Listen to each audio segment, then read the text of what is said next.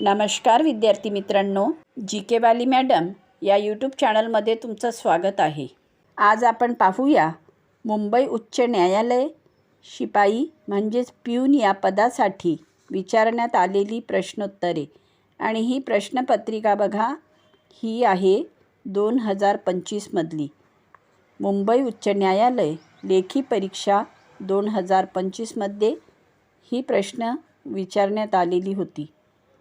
बघा, पदाचं नाव आहे शिपाई प्यून आणि तारीख आहे 30/10/2025।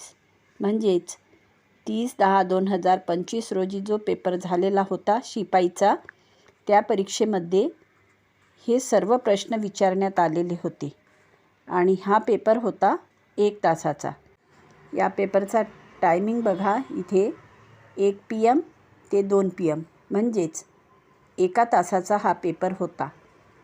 आणि ही परीक्षा आहे 30/10/2025ची आणि हा प्रिव्हियस क्वेश्चन पेपर आहे आणि हे सर्व प्रश्न परीक्षेत आलेले आहे। मित्रांनो, 30/10/2025 म्हणजेच ऑक्टोबर महिन्यात जी एक्झाम झाली होती 30/10ला, त्या परीक्षेमध्ये हे सर्व प्रश्न विचारण्यात आलेले होते। तर बघा, पहिला प्रश्न आहे, पेनिसिलिनचा शोध कोणी लावला?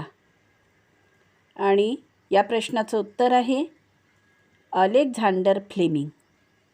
पेनिसिलिनचा शोध अलेक्झांडर फ्लेमिंग यांनी लावला।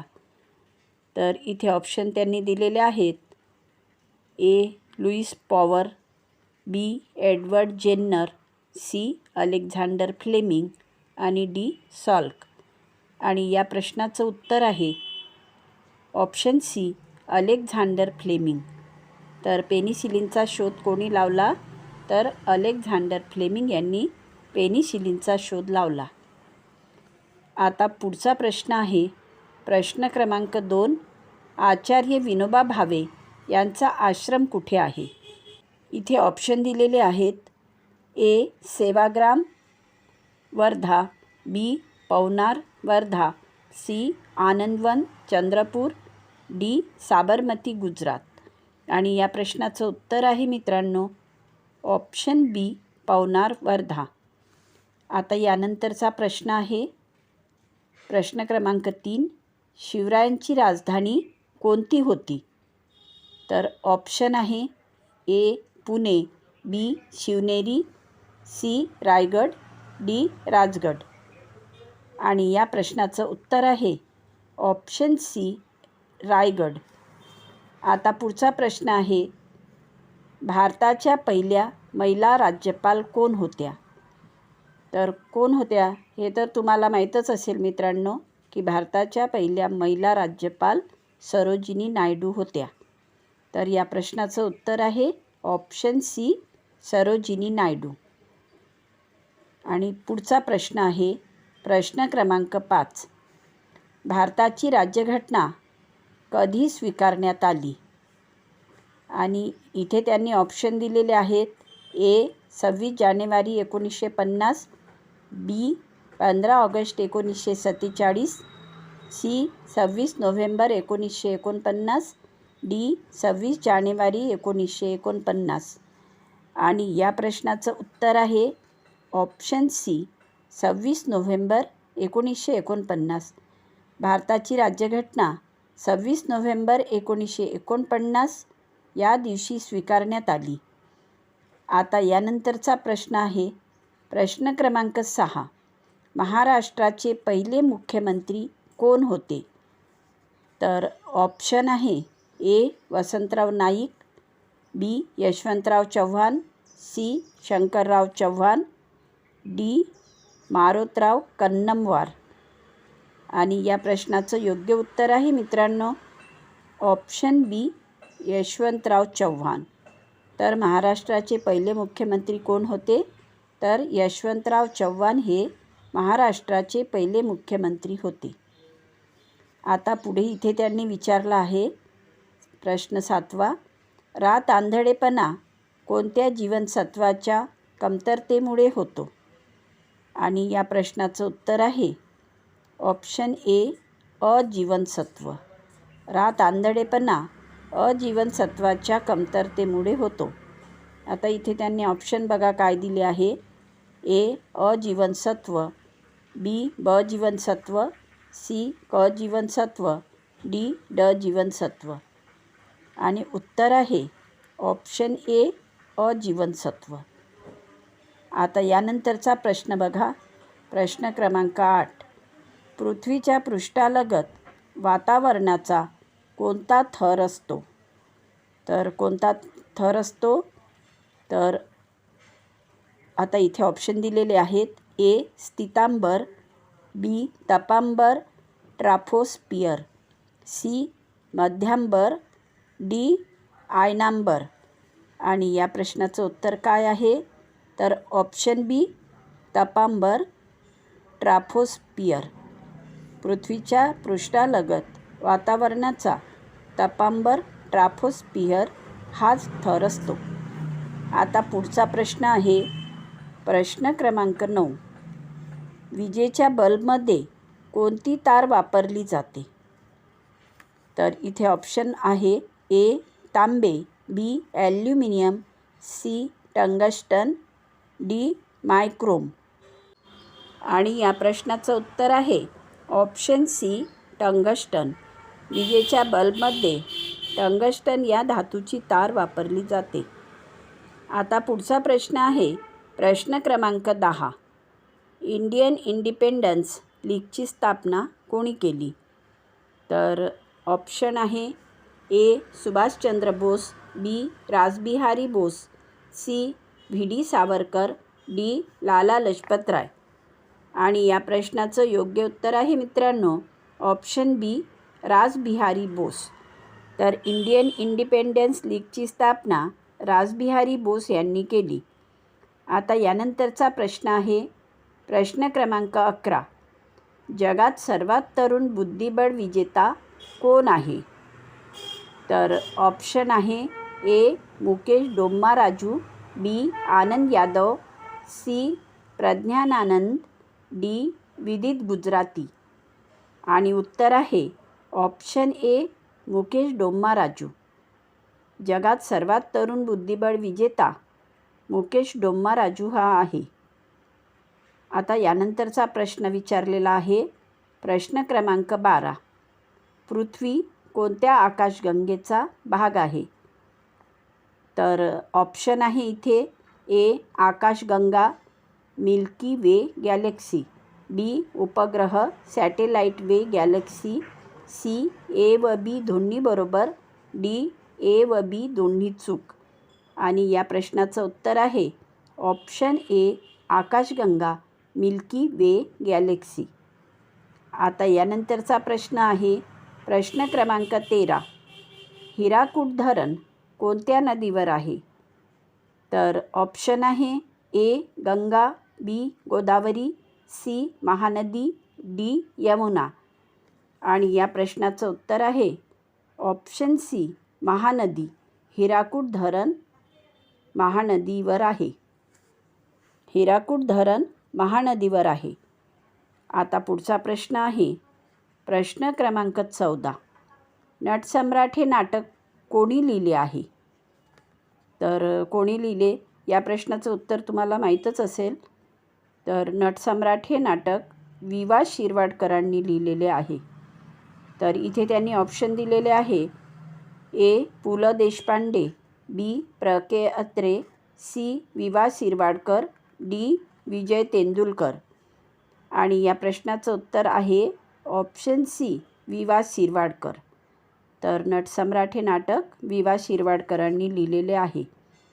आता यानंतरचा प्रश्न आहे प्रश्न क्रमांक 15. खालीलपैकी भावार्थ दीपिका हा ग्रंथ कोणी लिहिला?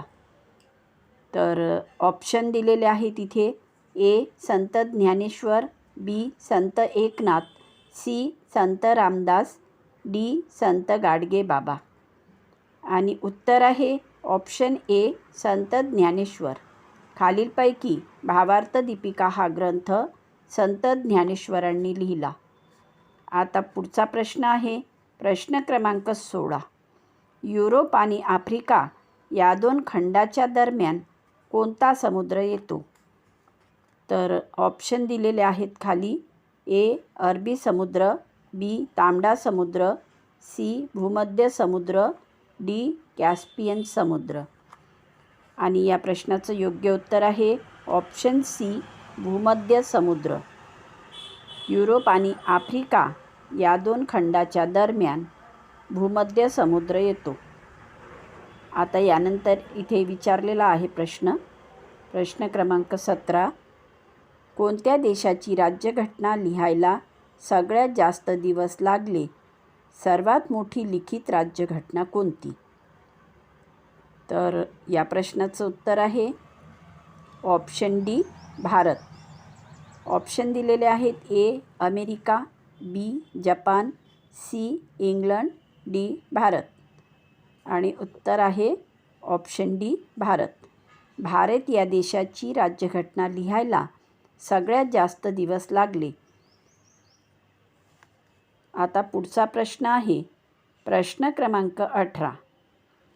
भारतीय राज्यघटना तयार होत असताना संविधान सभेचे अध्यक्ष कोण होते? तर ऑप्शन दिलेले आहेत.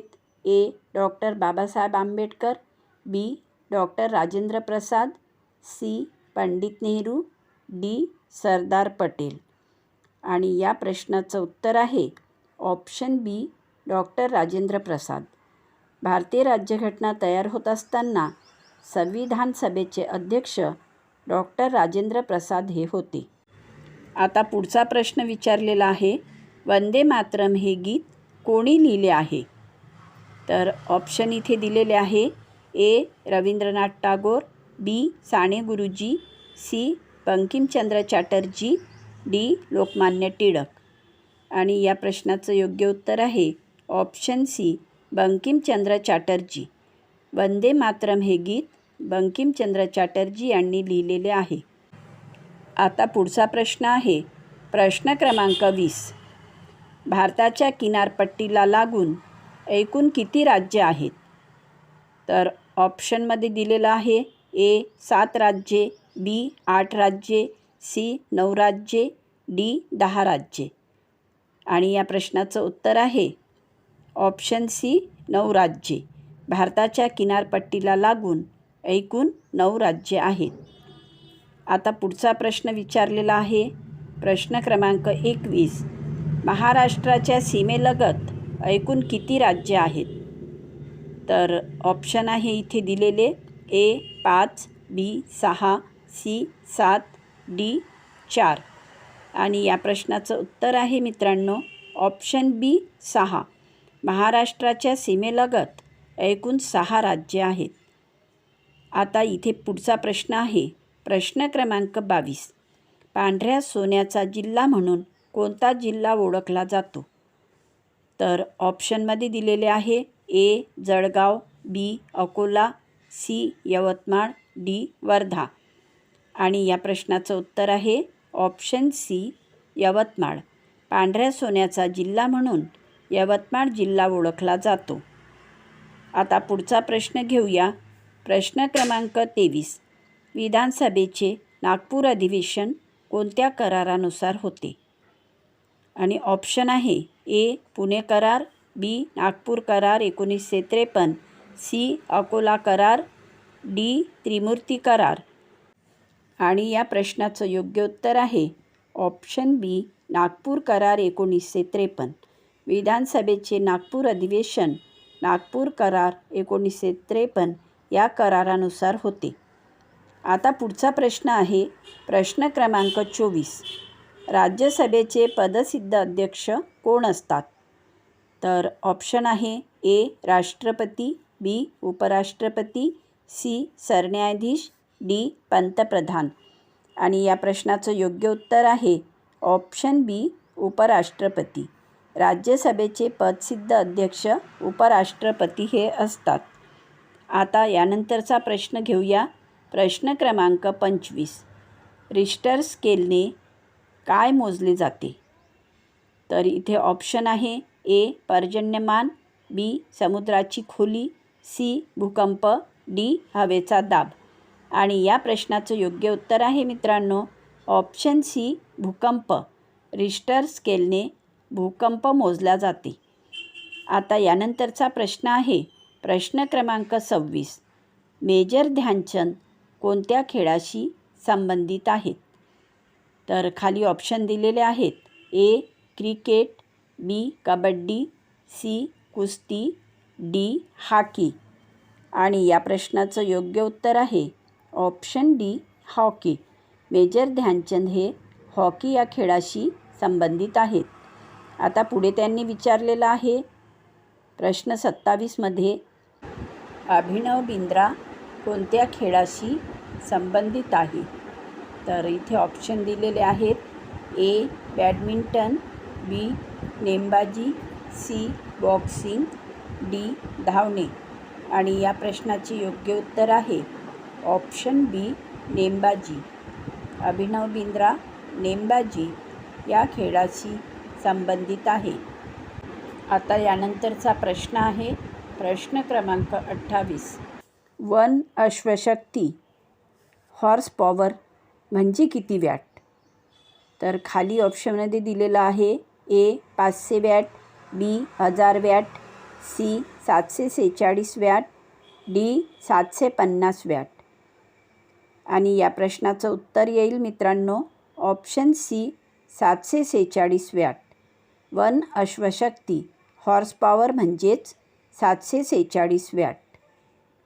आता यानंतर त्यांनी प्रश्न दिलेला आहे प्रश्न क्रमांक 29. मॅकमोहन रेषा कोणत्या 2 देशांमध्ये येते? तर खाली ऑप्शन दिलेले आहेत. ए भारत व पाकिस्तान, बी भारत व बांगलादेश, सी भारत व नेपाळ, डी भारत व चीन. आणि या प्रश्नाचं उत्तर आहे भारत व चीन. मॅकमोहन रेषा भारत व चीन या 2 देशांमध्ये येते. आणि आता शेवटचा प्रश्न आहे प्रश्न क्रमांक 30. सती प्रथा बंद करण्यामागे कोणत्या समाजसुधारकाचा मोठा वाटा आहे? खाली ऑप्शन आहे. ए महात्मा फुले, बी राजा राममोहन रॉय, सी महर्षी कर्वे, डी स्वामी विवेकानंद. आणि या प्रश्नाचं उत्तर आहे मित्रांनो ऑप्शन बी राजा राममोहन रॉय.